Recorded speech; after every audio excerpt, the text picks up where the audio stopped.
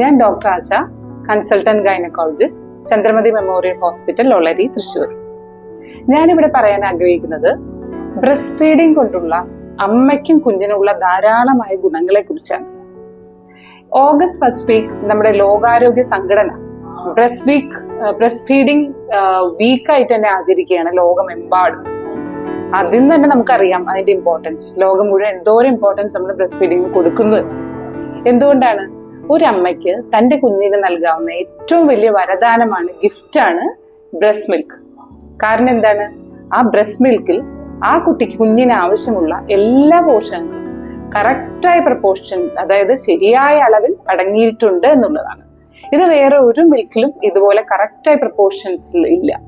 അതായത് കുട്ടിക്ക് ആവശ്യമുള്ള അന്നജം, protein, fats, vitamins, minerals, antibodies, immunoglobulins, ഇതെല്ലാം ശരിയായ അളവിലാണ് ബ്രസ്റ്റ് മിൽക്കിൽ ഉള്ളത്. നമ്മൾ പ്രസവശേഷം ഉടനെ തന്നെ നമ്മൾ ബ്രസ്റ്റ് ഫീഡിംഗ് ആരംഭിക്കണം എന്ന് പറയാനുള്ള കാരണം എന്താണ്? അതായത് നമ്മുടെ അമ്മയ്ക്ക് പാലുണ്ടെങ്കിലും അത് റിലീസ് ചെയ്യാൻ വേണ്ടി കുട്ടി കുടിക്കുക തന്നെ വേണം. ആ കുട്ടി കുടിക്കുന്ന റിഫ്ലക്സിൽ നിന്നാണ് അമ്മയുടെ പാല് റിലീസ് ചെയ്യുന്നത്.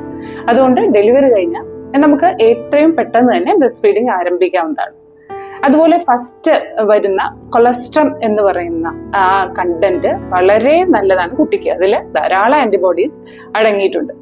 അപ്പൊ ഈ ബ്രസ്റ്റ് മിൽക്കിലുള്ള ആന്റിബോഡീസും ബാക്കി എല്ലാ പോഷകങ്ങളും കുട്ടിക്ക് ആ സമയത്ത് വരുന്ന ഉദര സംബന്ധമായ ഇൻഫെക്ഷൻസിൽ നിന്നും അതുപോലെ റെസ്പിറേറ്ററി ട്രാക്ട് ഇൻഫെക്ഷൻസിൽ നിന്നും ധാരാളം പ്രതിരോധ ശക്തി നൽകുകയാണ്. അതായത് ഈ ഇൻഫെക്ഷൻസിന്റെ റേറ്റ് വളരെയധികം കുറവാണ് ബ്രസ്റ്റ് ഫെഡ് ഇൻഫൻസിൽ.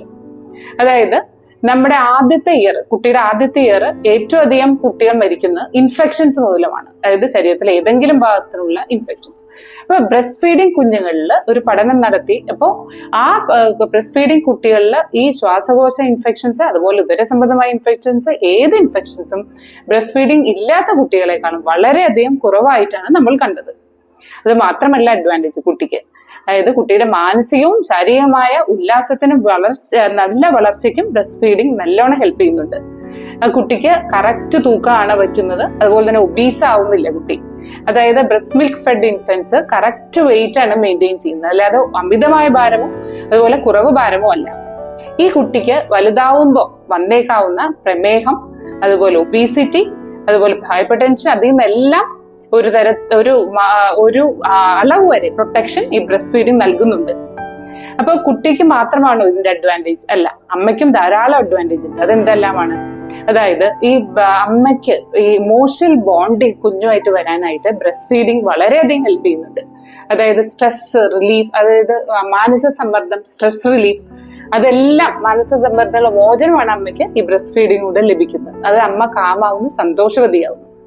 അത് മാത്രമല്ല അമ്മയുടെ യൂട്രസ്, അതായത് ഗർഭപാത്രം നല്ലോണം ചുരുങ്ങാനായിട്ട് സഹായിക്കുന്ന ഓക്സിറ്റോസിൻ ഈ ബ്രസ്റ്റ് ഫീഡിങ്ങിലൂടെയാണ് അമ്മയുടെ ശരീരത്തിൽ ഉത്പാദിപ്പിക്കുന്നത്. അതുകൊണ്ട് ഗർഭപാത്രം വളരെ പെട്ടെന്ന് പൂർവ്വസ്ഥിതിയിലാവാൻ അമ്മയെ ഹെൽപ്പ് ചെയ്യുന്നുണ്ട്.